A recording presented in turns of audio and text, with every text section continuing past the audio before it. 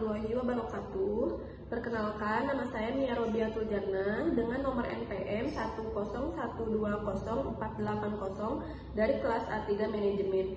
Nah, di sini kami akan menjelaskan tentang laporan studi kelayakan bisnis kami pada pengembangan lokal brand pada PT Rima Estetika Diagonal. PT Rima Estetika Diagonal adalah sebuah usaha berbadan hukum yang bergerak pada bidang fashion yang memayungi brand fashion, post brand, dan Mindfride. Pada PT Rima Estetika Diagonal baru terbentuk pada 28 Desember 2015. Nah, namun brand yang dipayungi telah berdiri sejak 7 tahun terakhir yang berlokasi di Gudang Selatan nomor 22B. Nah, Post Brand adalah sebuah brand fashion yang mengusung tema kehidupan muda-mudi yang gemar memperhatikan gaya hidup seorang anak muda atau yang bisa disebut pop culture, di mana semua dapat berekspresi bebas seiring berjalannya waktu, segala hal yang di dunia ikut berkembang. Nah, dari dulu hingga saat ini, dunia fashion mengalami perkembangan yang sangat pesat dan selalu menciptakan tren-tren baru mulai dari model baju atau t-shirt di setiap perkembangannya. Dunia fashion selalu saja menarik perhatian para penikmatnya, terutama dari kalangan remaja yang memiliki sifat penasaran dan selalu ingin tahu. Nah, PT Rima Estetika Diagonal ini dapat beradaptasi terhadap masa ataupun tren yang terjadi, seperti halnya banyak teknologi yang mengunjung bisnisnya untuk tetap mengikuti arus platform yang semakin berkembang, diantaranya e-commerce dan website yang dijalankannya yang dapat diakses oleh seluruh orang di penjuru dunia yang ingin berbelanja. Bab 2, saya akan menjelaskan tentang aspek pemasaran. Di poin yang pertama ada analisis pasar. Analisis pasar pada dasarnya adalah suatu rencana bisnis yang menyajikan informasi mengenai pasar tempat bisnis suatu perusahaan beroperasi supaya beroperasi secara efisien. Di poin yang kedua ada market size, target pasar yang dituju. Setiap perusahaan memiliki target pasar yang akan dituju, adapun industri yang dijalankannya. Sebagai pelaku usaha, penting bagi PT Rima Estetika Diagonal memiliki segmentasi pasar dalam penjualannya agar dapat memudahkan dalam menyesuaikan produk yang diproduksi sesuai dengan kebutuhan, tren, dan juga kebutuhan konsumen khususnya pada kalangan anak remaja. Menentukan strategi penjualan yang sesuai, mengenal kompetitor pesaing di segmen yang sama, memperluas target pasar, dan yang paling penting agar dapat mengevaluasi target dan rencana bisnis PT Rima Estetika Diagonal sendiri. Segmentasi pasar merupakan pembagian pasar yang akan menjadi suatu kelompok yang lebih kecil berdasarkan dengan kebutuhan, karakteristik, atau sifat yang membutuhkan produk dan strategi pemasaran masing-masing secara berbeda satu sama lainnya. Di poin yang ketiga ada market growth. Faktor yang membuat industri fashion ini berkembang melalui media online antara lain karena adanya faktor varian atau jenis model pakaian yang beragam dengan motif dan corak yang bermacam-macam. Lalu kemudahan berbelanja, baik itu pelayanan terhadap pelanggan, pengiriman, pembayaran, dan kebijakan return barang. Selain itu, diperkirakan tren ke depan industri fashion adalah adanya tambahan pelayanan konsultasi secara online, secara adanya augmented atau virtual reality untuk fashion tersebut ketika membeli penempatan fashion tersebut pada rumah mereka. Lalu di materi yang selanjutnya ada market share. Dunia bisnis tidak luput dengan namanya pesaing pasar. Maka bagi pembisnis menguasai pasar merupakan salah satu tujuan utama. Biasanya, para pembisnis atau pemilik perusahaan akan menghitung berapa penjualan yang dilakukan dalam periode tertentu untuk mengetahui dominasi perusahaan terhadap pasar. Di dunia bisnis, pencapaian ini sering disebut dengan market share atau pangsa pasar. Market share sendiri sangat penting diketahui karena akan menjadi patokan kekuatan perusahaan jika disandingkan dengan kompetitornya atau pesaing. Fungsi market share memiliki beragam fungsi bagi suatu perusahaan, diantaranya meningkatkan reputasi, tanda adanya potensi konsumen yang baru, mengukur daya bisnis, mengukur jumlah penjualan. Di materi selanjutnya ada demand estimation atau estimasi permintaan. Dalam dunia bisnis, mengetahui kebutuhan pasar di masa depan sangat penting untuk merencanakan strategi pemasaran yang sukses. Inilah sebabnya mengapa demand estimation menjadi semakin penting di sektor yang semakin kompetitif ini. Perbandingan kapasitas produksi adalah suatu tingkat menyatakan batas kemampuan, penerimaan, penyimpanan, atau keluaran dari suatu unit, fasilitas, atau output untuk produksi dalam suatu periode waktu tertentu. Kapasitas produksi menentukan persyaratan modal sehingga mempengaruhi sebagian besar dari biaya. Kapasitas produksi menentukan berapa jumlah permintaan yang harus dipenuhi dengan menggunakan fasilitas produksi yang ada. Lalu ada segmentasi pasar. Pasar yang besar memiliki banyak pembeli. Setiap pembeli pada umumnya memiliki karakteristik unik dalam hal motivasi, perilaku, dan kebiasaan pembeli. Perbedaan motivasi dan perilaku ini menunjukkan bahwa pasar suatu produk bersifat heterogen dengan bentuk konsumen yang sangat besar dan beragam kebutuhannya, keinginan, kemampuan membeli, dan persyaratan pembelian yang berbeda-beda. Berdasarkan hal ini, sulit bagi perusahaan untuk melayani seluruh besar pasar yang terdiri dari konsumen yang berbeda. Dalam upaya memuaskan konsumen, akan ada apa yang diinginkannya. Pelaku usaha harus mengelompokkan konsumen atau pembeli tersebut sesuai dengan kebutuhan dan keinginannya. Segmentasi pasar ini dilakukan dengan mengelompokkan kelompok konsumen ke bagian-bagian pasar berdasarkan ukuran wilayah atau geografis yang berbeda, dibedakan berdasarkan wilayah, iklim, kota, atau desa. Lalu di materi yang selanjutnya ada strategi harga. Strategi penetapan harga adalah salah satu cara menentukan harga terbaik bagi produk atau jasa dengan menggunakan metode analitik. Ini adalah cara bagaimana owner memutuskan berapa biaya untuk suatu produk atau jasa. Sebagian besar waktu perusahaan perlu menghitung, melakukan riset pasar, atau berbicara dengan pelanggan sebelum menerapkan rencana yang baik. Di materi terakhir ada strategi promosi. Strategi promosi adalah suatu rencana atau pendekatan yang digunakan oleh perusahaan atau organisasi yang memperkenalkan, mempromosikan, dan memasarkan produk, layanan, atau brand mereka kepada target pasar.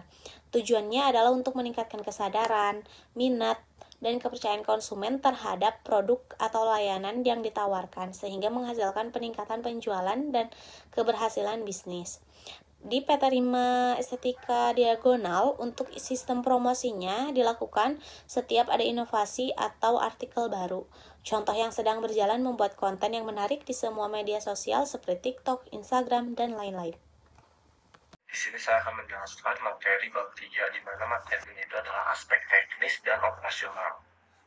Aspek teknis dan operasional terbagi menjadi beberapa bagian. Yang satunya adalah desain produk, di mana desain produk yang kami pasarkan di peta 5 estetika diagonal umumnya menggunakan bahan cotton carpet 20S. Namun dalam rencana pengembangan produk dan pengembangan produk pada perusahaan ini, kami mengusulkan untuk menggunakan t-shirt dengan bahan cotton carpet 24S, di mana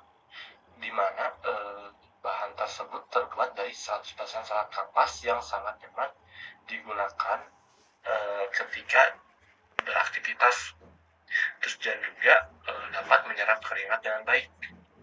Lalu yang kedua ada lokasi. Untuk lokasinya itu terletak di Jalan Bina Selatan nomor 22, Gedung B, Kecamatan Sumur Bandung di Kota Bandung. Lalu ada proses produksi atau operasional. Proses produksi meliputi developing, desain produk, pembuatan pola, pemotongan detail produk, dan quality control. Jadi produk yang sudah jadi itu tidak langsung dipasarkan, tetapi akan kami kami periksa lagi detail produk, dan juga takutnya ada kayak benang ya rapi gitu ya. Jadi deskripsinya itu seperti tahapan pertama development, mencari seperti apa produk yang diinginkan, dan akan terlihat bagaimana di mana memang benar-benar harus tepat dan teliti saat developing produk, karena akan mempengaruhi output yang akan dikerjakan.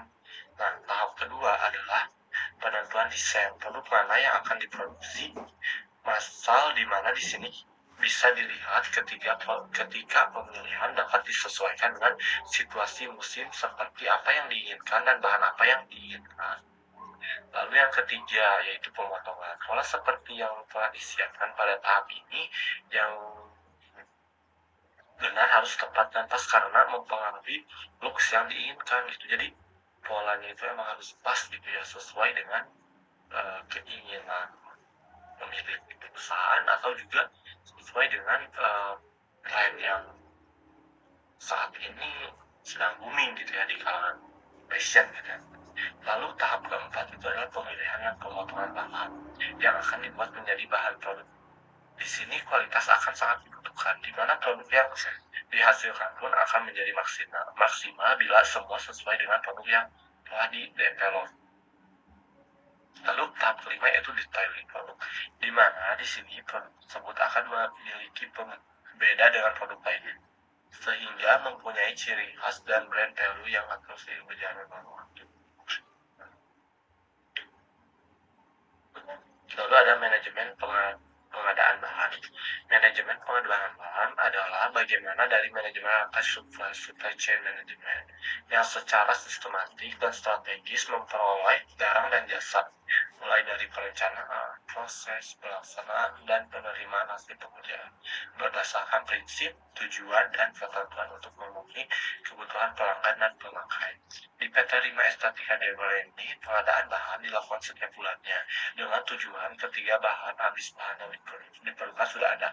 Karena jika menunggu bahan habis, baru melakukan pembelian bahan yang memakan waktu yang lama karena bahan di supplier tidak selalu ready stock. Jadi bahan dari supplier itu kita harus PO.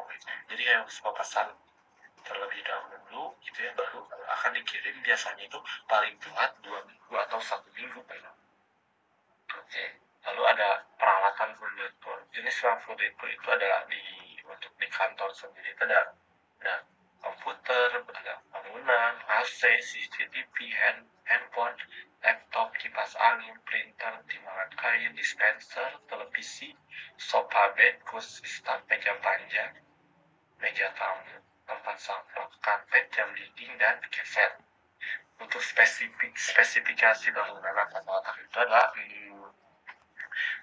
cukup strategis ya, karena berada di tengah kota gitu ya. Namun untuk lokasinya itu sendiri kayak masuk sebuah komplek yang emang isinya itu ada tempat coffee shop gitu ya. Jadi di area gudang selatan itu bukan cuma menjual pakaian aja, tetapi ada juga kayak coffee shop dan kayak restoran gitu. Lalu ada pembelian. Untuk pembelian sendiri mendapatkan barang jasa melalui penukaran dengan maksud untuk digunakan sedia atau dijual kembali.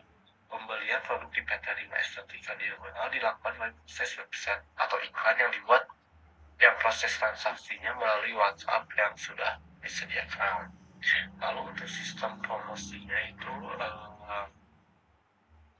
di PT Rima Estetika Diagonal itu biasanya memproduksi lewat sosial media seperti Instagram, di Facebook, ada di Shopee juga, ada di Tokopedia, di TikTok, ada berbagai macam platform online shop.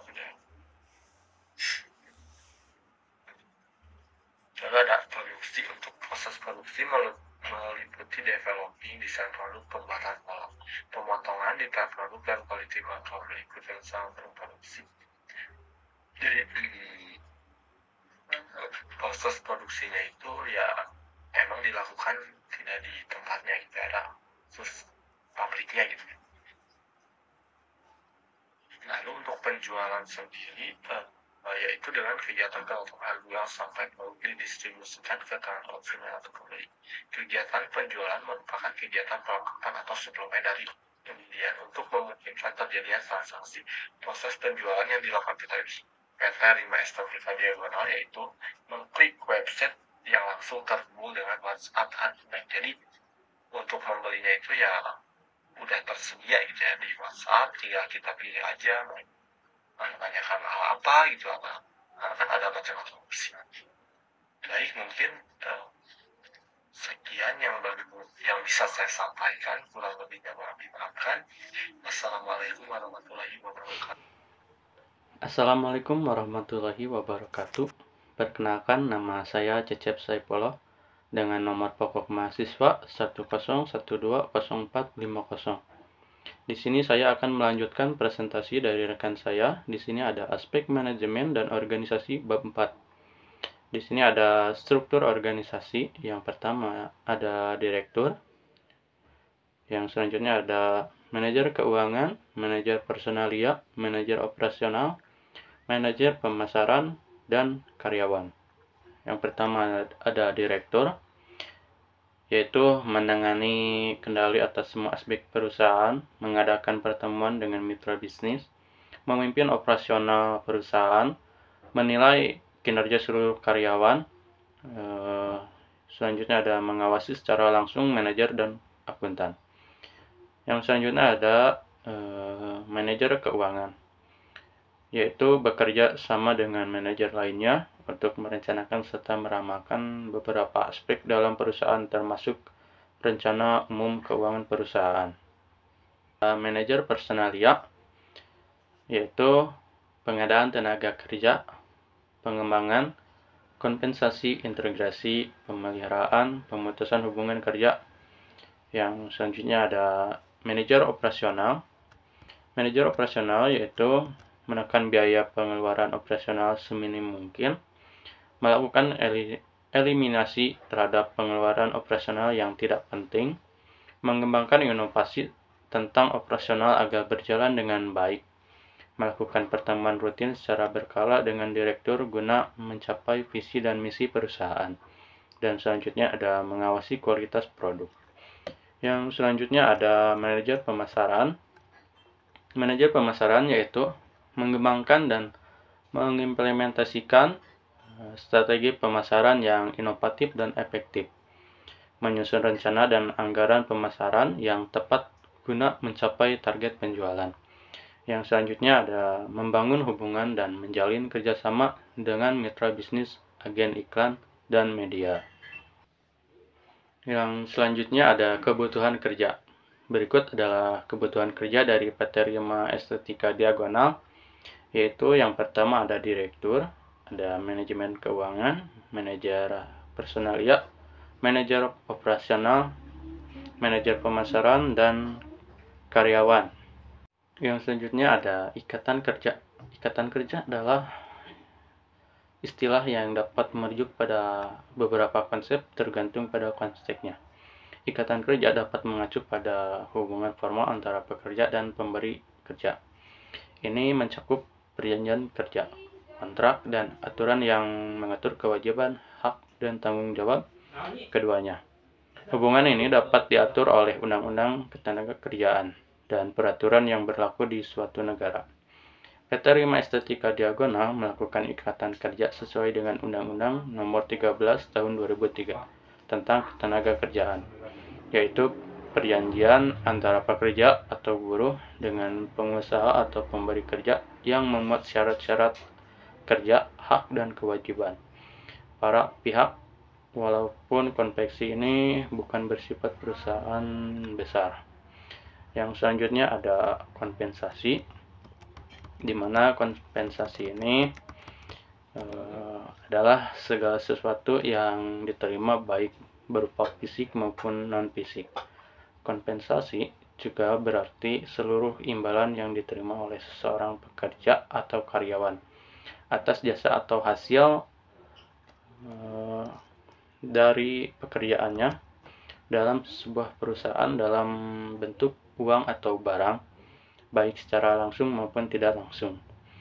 Adanya kompensasi yang diberikan oleh perusahaan kepada para karyawan tentu menimbulkan dampak positif yang mampu memberikan keuntungan baik itu perusahaan maupun karyawannya. Assalamualaikum warahmatullahi wabarakatuh. Di sini izin perkenalkan diri, nama saya Muhammad Akmal Patwanudin yang bernomor NPM 10120486 akan melanjutkan pemaparan presentasi mengenai studi kelayakan bisnis yang telah dibuat oleh kelompok kita, yaitu kelompok 8. Nah, saya di sini akan sedikit menjelaskan mengenai bab 5, yaitu aspek keuangan. Di mana di dalam aspek keuangan, yang pertama ada kebutuhan investasi, di dalamnya ada modal. Nah, untuk modal, dalam PT Rima Estetika Diagonal ini sebagai alat-alat yang dipergunakan untuk membangun sebuah brand baju. Nah, di mana yang telah diperlukan dengan total nilai yaitu sekitar 80 juta rupiah. Nah, kemudian ada juga sumber permodalan dan biaya modal. Di mana sumber permodalan ini sepenuhnya berasal dari owner, di mana yang memiliki cukup biaya dan membangun brand baju tersebut. Nah, untuk dalam sumber permodalan ada juga biaya modal. Nah, di dalam biaya modal banyak sekali rinciannya, diantaranya di dalam kebutuhan. Yang pertama ada biaya bahan baku. Di bahan baku tersebut ada beberapa anak subbab dari biaya bahan baku. Yang pertama ada bahan cotton UK dengan nominal yang dibutuhkan. Harga satuannya 2.500.000 dengan kebutuhannya 10 piece atau 10 roll dengan harga totalnya 25 juta rupiah. Kemudian ada juga cotton 24S yang dibutuhkannya sama dengan nilai harga total 25 juta rupiah. Kemudian ada beberapa biaya juga seperti label, detailing, sablon, maklun, dan lain sebagainya. Nah, untuk total biaya bahan baku bernilai 64.500.000 rupiah. Nah, kemudian ada biaya tenaga kerja langsung, di mana dalam PT Rima Estetika Diagonal kebutuhannya untuk 4 orang. Nah, satu orangnya 2 juta rupiah, jadi totalnya 24 juta rupiah. Kemudian ada biaya overhead, di mana biaya overhead ini ada listrik, ada paper bag, ada kemasan, ada stiker, dengan nilai total 10 juta rupiah 500.000 rupiah. Nah, kemudian ada prediksi kebutuhan modal kerja. Nah, di mana prediksi kebutuhan ini atau prediksi perhitungan depresiasi aset yang dimiliki oleh perusahaan tersebut. Di antaranya seperti motor, mobil, ataupun mesin lainnya. Ada juga sofa, kursi, ada juga VC, atau di mana alat-alat ini menunjang untuk kebutuhan perusahaan tersebut untuk tetap berjalan. Nah, kemudian ada juga harga pokok penjualan, di mana perhitungan ini dari PT Rima Estetika sudah jelas bahwasannya perhitungannya dapat dilihat dari laporan tersebut. Nah, jadi berikutnya membahas tentang prediksi cash flow, di mana prediksi ini memperhitungkan laporan posisi keuangan, aset lancar, kas, piutang, dan persediaan lainnya. Nah, selanjutnya ada juga laporan keuangan bayangan atau yang dikenal laporan for forma, di mana laporan arus kasnya biasanya per 31 Desember. Kemudian ada analisis kelayakan. Nah, di analisis kelayakan ini ada payback period, di mana perhitungan ini dari arus kas yang telah dihitungkan dengan yang setelah dikurangi dari pajak. Kemudian ada profitabilitas index, ada juga net present value, dan internal rate of return, di mana perhitungan IRR ini dilakukan sebenarnya terjadi pada proyek ada di antara 50% atau kurang dari 65%, dan IRR-nya sebenarnya dihendaki adalah sebesar 58,8%. Kemudian ada break even point, di mana gaji pegawai dan penyusunan peralatan produksi lainnya, ada utilitas dengan total biaya tetapnya 142.200. Nah, kemudian ada BEP unitnya dihitung dan BEP rupiahnya senilai 149.796.593. Nah, mungkin hanya sekian yang bisa saya sampaikan. Mohon maaf bila banyak kekurangan. Bila taufiq wal hidayah, wassalamualaikum warahmatullahi wabarakatuh.